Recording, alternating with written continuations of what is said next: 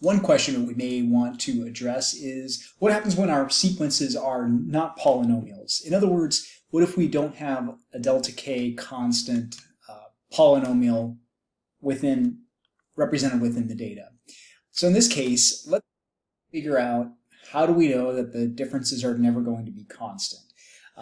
By the way, if you're going many, many layers deep where you're looking at the difference of the difference of the difference of the differences, it's not very common that you're going to have fourth, fifth, sixth order polynomials. You know, anything beyond delta 3 is relatively uncommon. Doesn't mean it never happens, but that might be an indication that there's something else going on there. So in this case, the differences are 4 and then 5, 7. So we can see this is not a delta 1. Here we'll have 11. Here we'll have 19. And here we will have 82 minus 47 will be 35. Okay, so not constant differences. If I look at the differences of those, I get 1, 2, 4, 8, and that's going to be 16. And then if I look at the differences of those, I'll get 1, 2, 4, 8. If I look at the differences of those, I get 1, 2, 4. And you probably get the idea now that as I continue migrating downwards, if I had more values going this way, then I would just have 1, 2, 4, 8, 16, etc. after that very first row.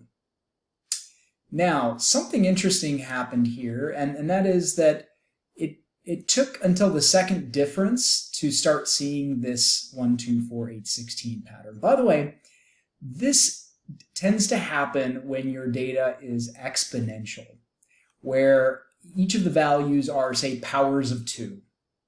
Now, in this case, we do have, 1 is a power of 2. It's 2 to the 0. 2 is 2 to the first, 4 is 2 squared, 8 is 2 to the third, and 16 is 2 to the fourth. But we didn't see that emerge right away. Let me show you a case where you have a perfect exponential function, 2, 4, 8, 16, 32. If you look at these guys, the difference happens immediately, or the 1, 2, 4, 8, 16 happens immediately in the first difference, and then it continues to be the second difference and the third difference and the fourth difference, and then of course it doesn't get interesting because eventually we run out of differences that we can take without expanding these values. Now in this case, what I actually see is that this function, this sequence, would be 2 to the n, where this would correspond to n of 0 and so on. Okay, but it's not always that obvious, and the base doesn't always have to be 2, but if you do see that you get a repeated row after row after row eventually, there's a good chance that the data is exponential. So what we would do is what we can try is to find either use method of iteration, or if we want to try to do some regression fit to this data, let's input it in and let's see how we can play around with exponential regression, as well as sometimes there's going to be exponential and polynomial terms being added together. So here I am, and here I have those points in Desmos, and this doesn't look, I mean, it could at first look somewhat parabolic, but it doesn't quite have that bowl shape. It looks like it starts to really accelerate in the increase in outputs by the time we get to n equals 6. So if we begin modeling this and we try to do a regression, and we tried maybe a cubic polynomial, an cubed plus bn squared plus cn plus d. Well, you can see we get pretty close, but our r squared is not 1. And even though you might say, well, that's really, really close to 1, that may be really, really close to 1 for just these points, but as you start generating more of them, you probably will start to diverge from the cubic polynomial. So the reason we want a perfect fit is these are supposed to be integers. We're generating integers in sequences most of the time. And if you don't get a perfect fit, that means you're going to be approximating some of those values, and that may be detrimental, especially if you're using this to write some sort of code or program where you need to have precision. So this is precision, but it's not enough precision. So let's just entertain the idea of, well, what if it is exponential? So how would I do exponential? Well, the way I'm going to do exponential is I'm going to I'll use b to represent my base, because I don't know what the base should be, but I'm going to assume that it's some base to the nth power. And right now, yeah, it looks like our r squared is worse, but notice that this does pick up a lot faster than this guy that we have here. Now, one thing that we know about exponential functions is the coefficient of that may not necessarily be 1 as we have it right now, but it might be a times b to the n. And in this case, notice that we're getting a lot closer, 0.9987. So in this case, it's saying it's about 3.17 times 1.72 to the n power. Okay, so if an exponential by itself is not enough, well, then we might say, well, perhaps it's an exponential plus a polynomial.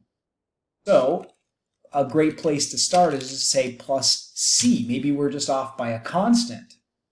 Well, clearly that doesn't do it. That doesn't get us to an r squared of 1. So let's just say we'll have a linear term, c times n plus d. Okay, so notice that I have an exponential plus a polynomial.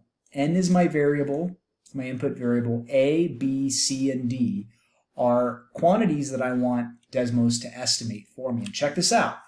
Now we're officially at an r squared of 1, meaning we have an exact fit for those data points. And so this suggests that our equation should be of the form 1, so really just 2 to the n power plus 3n. So if we plot y equals 2 to the x plus 3x, now because I'm graphing a function, I do have to use that. Notice that these are exactly the same function. So the solution to our recurrence relation over here is going to be a sub n equals 2 to the n plus 3n. And you kind of see that this is going to have a base of 2 based on when those differences start to repeat themselves. That's a good indicator of what your base of that function is. Of course, the reason we wanted to put an a out here is because it might be 4 times 2 to the n or 5 times 2 to the n. In our case, it was 1 times 2 to the n plus 3n, and then the constant in this case turned out to be 0. Other things you could try is to have a times b to the n. You could try a quadratic. Of course, that's not going to help us here because we already have a perfect fit, but maybe I would do cn squared plus dn plus e. And let's see, what did I do here? Let's see, d times n. Oh, e, it's actually, can't use e. E is Euler's constant, so we'll use f. And in this case, notice what it does for c and f. So for the quadratic and the constant term here, it's that, well, effectively they're both 0. C and f are both 0 because 1 times 10 to the negative 14th means it's 13 zeros followed by 10653. So these are effectively, C and F are effectively 0. Just a lot of software as it estimates there's going to be some round off error. But C and F are pretty much 0. And again, we just get 1 times 2 to the n plus 0n squared plus 3n plus f. So really, we didn't need the quadratic. And so you can kind of start with a cubic or a quadratic polynomial, and maybe the quadratic piece or the cubic piece will just end up being 0. So it never hurts to add those terms in there, but you're always looking for an r squared of 1 when you're dealing with these discrete sequences.